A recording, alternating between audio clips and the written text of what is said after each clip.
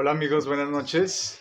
Continuamos con este espacio de reflexiones bíblicas, con lo cual nos estamos edificando y todo esto como base con la palabra de nuestro Dios, la que es como espada de dos filos y que convence de pecado, de justicia y de juicio.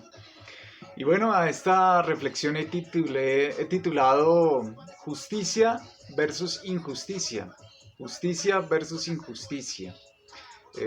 Tomé como base el libro de Romanos capítulo 3 desde los versos 9 al 26 y vamos a leer solamente desde el 22 al 24.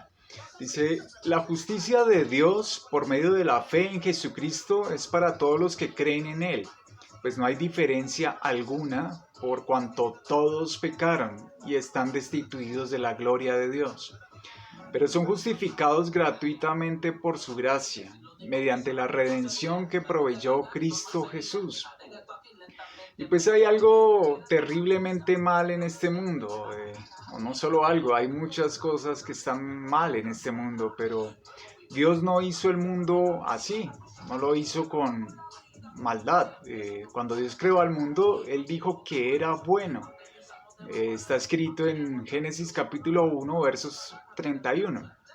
Pero luego el pecado vino al mundo. Todos recordamos que a través de la desobediencia de Adán y de Eva, los cuales desobedecieron al mandato de Dios. Y el pecado no está principalmente en el mundo como si está en el corazón de las personas. Allí es donde se aloja y nunca obtendremos la cura del pecado hasta que tengamos un diagnóstico adecuado, hasta que veamos realmente el problema. Hay un ejemplo del médico cuando recibe al paciente, él tiene que hacer un diagnóstico adecuado. Empieza a hacerle varias preguntas y como eh, qué enfermedades base ha tenido, cuáles han sido sus antecedentes familiares, si ha tenido diabetes, si ha tenido problemas cardíacos, etcétera y etcétera. Entonces debemos ir a la raíz del problema, debemos comprender cuál es la necesidad y pues así lo hace el apóstol Pablo en el libro de Romanos. Él expone el problema para que podamos verlo y entenderlo. Así está plasmado en el capítulo 1 y Pablo habla del pecado de los paganos, es decir, de los que no eran del pueblo de Dios, aquellos que nunca habían escuchado la palabra de Dios. Y ya luego en el capítulo 2 de Romanos, él habla del pecado de los hipócritas. Son aquellos que han escuchado, pero cuyas vidas están llenas de duplicidad. Es decir, que llevan una vida doble, llevan ambivalencia, están en polo positivo y polo negativo. Y pues en la última parte del segundo capítulo, él habla del pecado de los hebreos, es decir, de los del pueblo de Dios y aquellos que pensaban que el pecado no los afectaba porque eran los elegidos de Dios y tenían la Biblia y conocían la verdad, conocían de Dios, sabían que era malo, que era bueno, pero pues eh, llevaban una doble vida. Y luego Pablo habla en el capítulo 3 y llega el pecado de la humanidad. En este caso, pues todos nosotros hemos recibido esa herencia. Y ahí pues dice que no hay ninguna diferencia entre el judío y el griego. Así lo dice en Romanos capítulo 3, verso 23, por cuanto todos pecaron y estamos destituidos de la gloria de Dios. Esa es la condición del hombre. Y luego pues el apóstol Pablo asume un papel de fiscal, quien lleva a la raza humana ante el tribunal del Todopoderoso, el único justo, nuestro Padre Dios. Y él hace una acusación y el caso es Dios contra la humanidad. Eh, Así está plasmado en el capítulo 3, versos 9 al 10, donde él hace esa acusación y habla también del hipócrita, habla del hebreo y utiliza palabras como probar. Aquí es un término legal que significa hacer una acusación y luego probarla. También habla una frase que dice bajo el pecado y esto significa literalmente dominado por el pecado, gobernado por el pecado o subyugado por el pecado. El ejemplo es los bueyes. Cuando labran la tierra, ellos tienen o les colocan un yugo en sus cabezas, en sus cuellos, para que estén juntos y puedan estar enfocados en su trabajo. Pues esto es el pecado, también es un yugo al hombre. Y no es solo que pecamos, sino que también servimos al pecado, nos hemos convertido en esclavos del pecado. La ironía es que un pecador se jacta de su libertad cuando en realidad es un esclavo del pecado. Uno de los ejemplos muy comunes es de las personas alcohólicas o drogadictas. Ellos se jactan de hacer lo que quieren cuando quieren, pero realmente están esclavos de las drogas.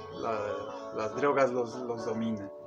Y no importa la raza, el origen étnico, también dice Pablo, si es judío, gentil, joven, viejo, rico, pobre, hay un común denominador y es un pecador. Y todos somos pecadores por nacimiento, por naturaleza y también por herencia.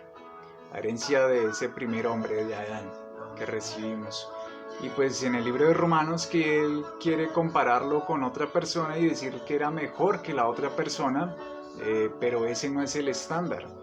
Eso tendemos a hacer nosotros cuando ponemos nuestra vista en alguien semejante a nuestro y empezamos a compararnos con él, pero pues no, ese no debe ser nuestro estándar. Nuestro estándar siempre debe ser la gloria de Dios, la palabra de Dios, como lo dice Romanos capítulo 3, verso 23. Y necesitamos también dejar de compararnos entre nosotros. La depravación total no significa que seamos tan pecadores como podemos ser, sino que cada parte de nuestra naturaleza está contaminada por el pecado. Y el pecado pues está en nuestro corazón, está en nuestra mente. Así lo dijo el Evangelio de Mateo capítulo 15 verso 19, cuando habla que el pecado sale de nuestro corazón, porque del corazón de los hombres, dice, salen los malos pensamientos, el corazón del hombre es engañoso, sale toda la corrupción. Así lo dice en otras palabras el evangelista. Y puede que no hayamos cometido un pecado en particular, pero siempre habita el pecado allí en nuestro corazón y es una cosa interna. Y lo que hace la reforma pues es enderezarnos por fuera, pero el corazón es más engañoso que todas las cosas y es desesperadamente perverso, así lo dijo el profeta Jeremías capítulo 17 versos 9.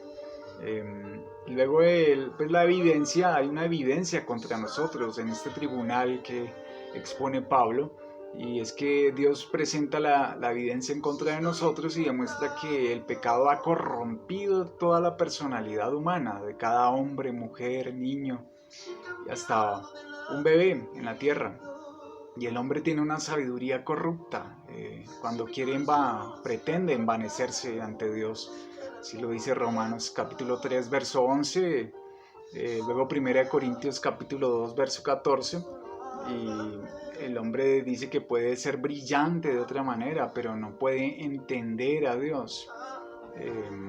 También cuando se trata de cosas espirituales y eternas, el hombre es ignorante.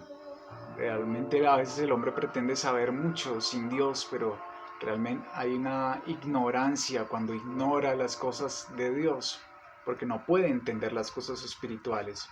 Y la única razón por la que buscamos a nuestro Dios, el Dios verdadero, es que Él nos buscó a nosotros. Él primero nos buscó a nosotros y así lo hizo en el huerto del Edén. El hombre ha estado desde ahí huyendo del verdadero Dios. Cuando el pecado sometió a Adán y Eva, él quiso esconderse de la presencia de Dios, porque ante una luz, el pecado siendo oscuridad, siendo tinieblas, pues no queremos exponernos a la luz donde nos vamos a quedar en evidencia. Y así lo dijo también en Primera de Juan capítulo 4 verso 19 el evangelista Juan.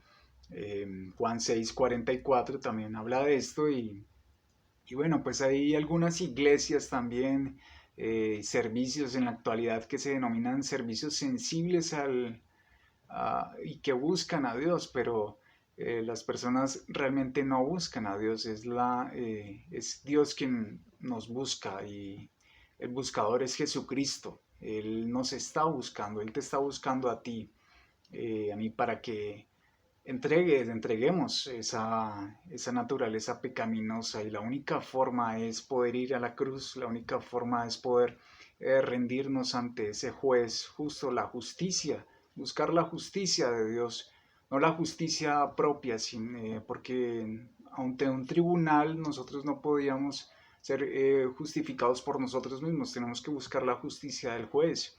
Y ese juez justo, el único juez justo es nuestro Padre Dios. Y nosotros como injustos tenemos que ir a la sangre de Cristo nos limpia de todo pecado. Así que esta es la reflexión, reflexionemos sobre este tema esta semana, volvámonos a la justicia de Dios y seremos justificados por Él. Gracias por la atención, que tengan una feliz semana, feliz noche, Dios les continúe bendiciendo.